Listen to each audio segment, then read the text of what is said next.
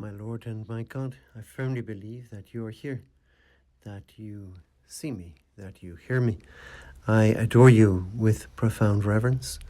I ask you for pardon of my sins and grace to make this time of prayer fruitful. My Mother Immaculate, Saint Joseph, my Father and Lord, my guardian angel, intercede for me. Today is the feast day of one of the most beloved saints in the Church's calendar, also the name day of the Pope. So it is, of course, the feast day of Saint Francis of Assisi. In the Gospel of the Mass of Saint Francis, we're given this lovely passage from Jesus, from Saint Matthew's Gospel, where Jesus says, "Come to me, all you who labor and are overburdened, and I will give you rest. Shoulder my yoke and learn from me, for I am gentle and humble in heart, and you will find rest for your souls. Yes, my yoke is easy and my burden light." Always when we receive the gospel of a saint on the saint's feast day, obviously the gospel has a lot to do with the particular saint. It's seen as somehow reflecting the spirit of that saint in a particular way. And of course, what's so important here is that line, "I am gentle and humble in heart," because Saint Francis of Assisi was so famously gentle and humble. We think of his gentleness with the animals, his humility and his great poverty, the fact that as a young man he gave away all that wealth, even his clothes, the clothes off his back, to live a radical, absolute poverty, because that was the vocation that God had given him. He must have seen in some way that there is a connection between pride and the possessions that we have if we don't use them properly. There is a bit of a danger that our clothes, our other possessions, the car that we have, or the phone that we have, other accessories that we have, that we can use these to, prop ourselves up and make us feel superior to others.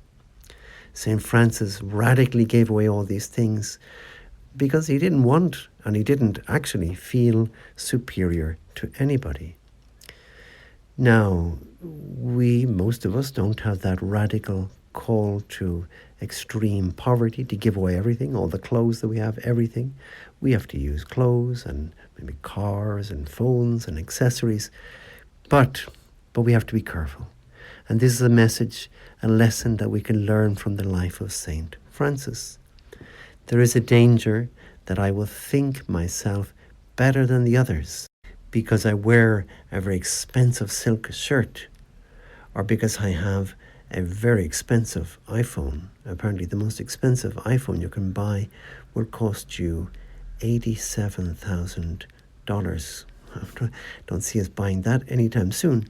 Or a very expensive handbag, like a Hermes metallic Birkin handbag, which will cost you nearly $140,000.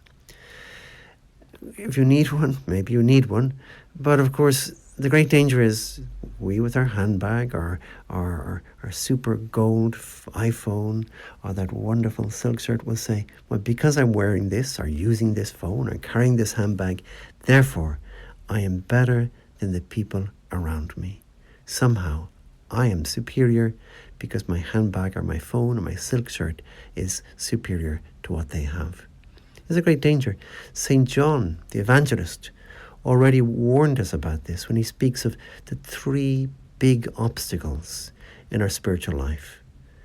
Remember, he says in one of his letters, "For all that is in the world, the desire of the flesh, the desire of the eyes, the pride in riches, come not from the Father, but from the world." And so that one, the pride in riches, that's the danger that St. Francis in a particular way is warning us against.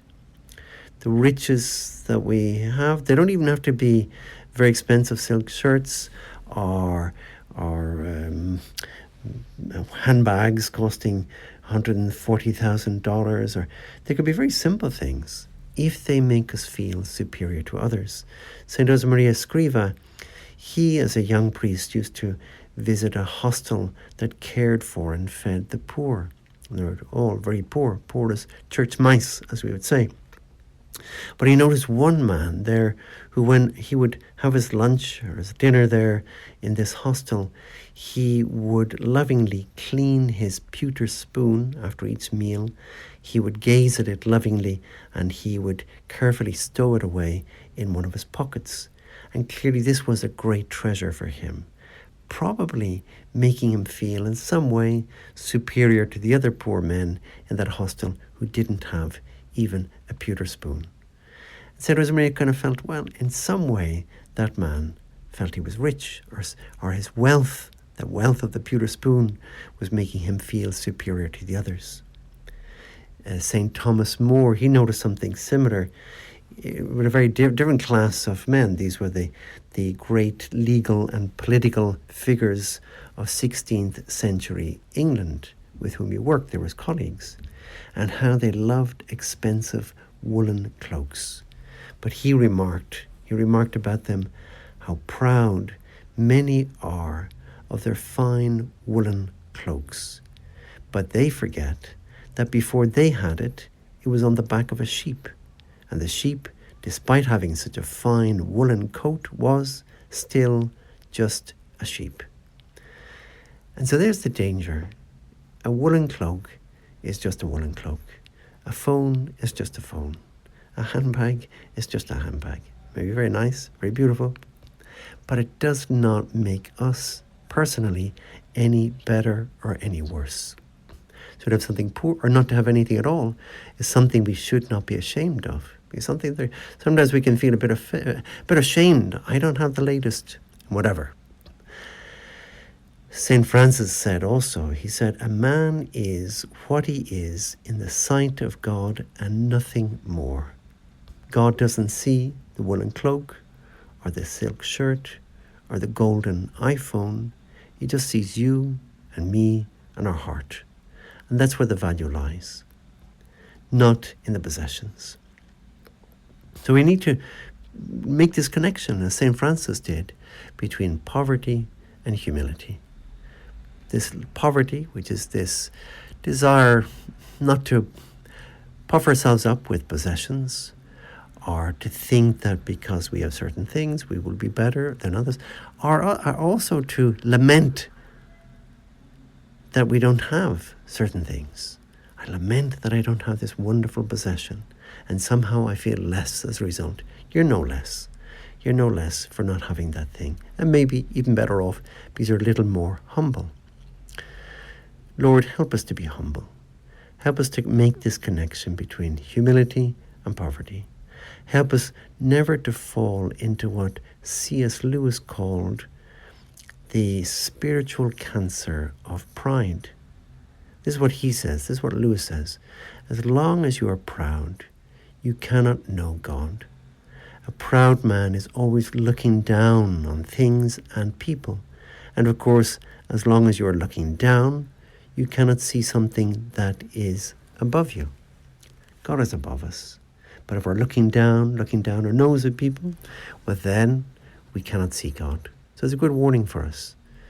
St. Francis of Assisi, we ask you also, teach us how poverty frees our hearts to serve others and to serve God. So that account of him as a young man when he strips off everything and gives back his father his clothes, the very clothes he was wearing, that he famously says, from now on I can say with complete freedom, Our Father who art in heaven.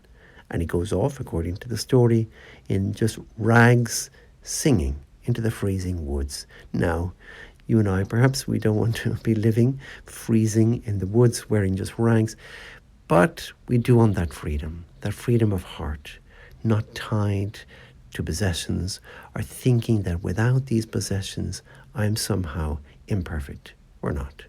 The possessions don't add anything to us, really. So St. Francis teaches to love this wonderful virtue of poverty.